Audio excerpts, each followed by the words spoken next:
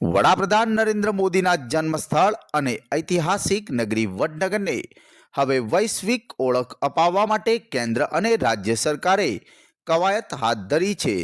વડનગરનો સમાવેશ યુનેસ્કોની પ્રાથમિક યાદીમાં થઈ ચૂક્યો છે, પરંતુ હવે તેને વર્ષ 2029 સુધીમાં કાયમી ધોરણે વર્લ્ડ હેરિટેજ સિટી જાહેર કરાવવા માટેના પ્રયાસો તેજ કરવામાં આવ્યા છે. આ અંતર્ગત યુનેસ્કો ખાતેના ભારતના એમ્બેસેડર વિશાલ શર્માએ મંગળવારે વડનગરની મુલાકાત લઈને સ્થિતિનો તાગ મેળવ્યો હતો. તેઓએ સૌપ્રથમ હાટકેશ્વર મહાદેવ મંદિરે પૂજા અર્ચના કરી હતી, જ્યાં મંદિર ટ્રસ્ટ દ્વારા સન્માન કરાયું હતું. અહીં પૂજા અર્ચના કર્યા બાદ તેમણે મંદિરના પથ્થરો પર કંડારાયેલી બેન મૂન કોતરણી અને ભારતીય શિલ્પકલાના ઉત્કૃષ્ટ નમૂનાઓનું નિરીક્ષણ કર્યું હતું.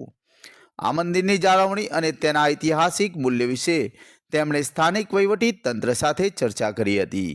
ત્યારબાદ વિશાલ શર્માએ પ્રેરણા સંકુલ, બૌદ્ધ સાઇટ, કીર્તિ તોરણ અને મ્યુઝિયમની મુલાકાત લીધી હતી. અહીં ખોદકામ દરમિયાન મળી આવેલા હજારો વર્ષ જૂના અવશેષો, ખાસ કરીને બૌદ્ધ ધર્મના સ્તૂપના પુરાવાઓ જોઈને તેઓ પ્રભાવિત થયા હતા. તેમણે વિશ્વ પ્રસિદ્ધ કીર્તિ તોરણ, શર્મિષ્ઠા તળાવ અને અન્ય પુરાતત્વીય સ્થળોની મુલાકાત લઈ જરૂરી ડેટા એકત્ર કર્યો હતો. આ પ્રસંગે તેમની સાથે ટુરિઝમ વિભાગના સેક્રેટરી રાજેન્દ્ર કુમાર અને ભારતીય પુરાતન વિભાગના અધિકારીઓ પણ હાજર રહ્યા હતા. 2029નું લક્ષ્ય અને પ્રવાસન ક્ષેત્રે નવી ઊંચાઈઓ. યુનેસ્કોની વર્લ્ડ હેરિટેજ કમિટીની મહત્વની બેઠક 2029માં મળવાની છે. આ બેઠકમાં ભારત સરકારના વડનગરના પ્રાચીન વારસાને રજૂ કરતું એક મજબૂત પ્રેઝન્ટેશન રજૂ કરશે. જો વડનગરને આ ખિતાબ મળશે તો તે અમદાવાદ પછી ગુજરાતનું બીજું વર્લ્ડ હેરિટેજ શહેર બનશે.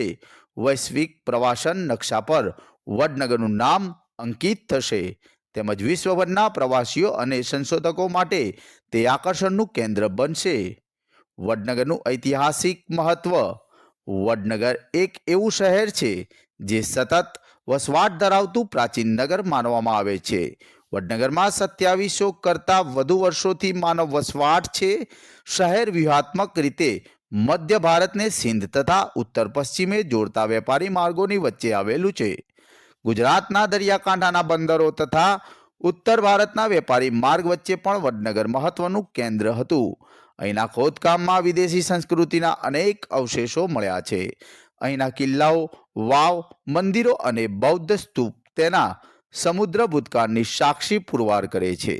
સરકારના આ ભગીરથ પ્રયાસોથી વડનગરનો આ વારસો હવે માત્ર ભારત પૂરતો મર્યાદિત ન રહેતા સમગ્ર વિશ્વ માટે પ્રેરણા સ્ત્રોત બનશે.